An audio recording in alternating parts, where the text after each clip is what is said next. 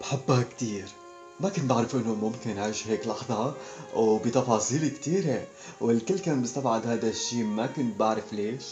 آم، ممكن لأني ما بحب التأييد وعصفور طيار وشوري من راسي.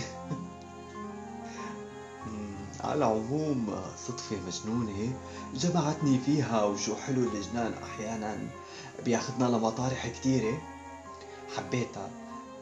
ايه حبيتها. صرت عم اعيش كرمالها. يعني شو حلو لما تطلع الشمس، لما يفيق هذا الشخص بنظرك على القليلة، او بتغيب لما ينام. يعني انتي شمسي وفيي وقمري وليلي ونهاري، انتي كل شي، انتي الوفا بعيوني بقلبي. يعني بالمختصر بحبك وبحبك بالمختصر، والشوق يلي بعينينا مسافات اختصر، الحب يلي بيننا انتصر واتوج بمحبس على العلن انتشر. بحبك بالمختصر.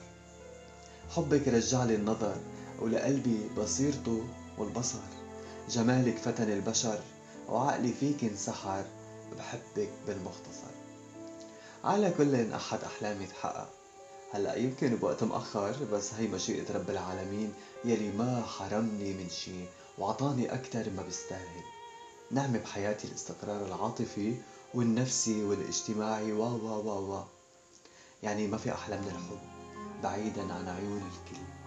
ما في أحلى من الحب، بياخدنا لبعيد وبغيرنا، بيصير عنا أمل جديد. ما تنسي إني بحبك، ما تنسي إني بحبك، ما تنسي إني بحبك.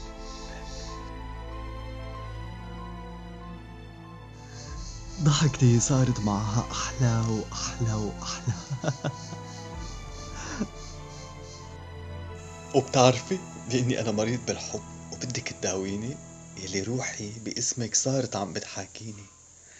يا صبية ربت وكبرت وتفتحت عمهلا، انت صرتي بقلبي، سكنتك بقلبي، وميت أهلا وسهلا.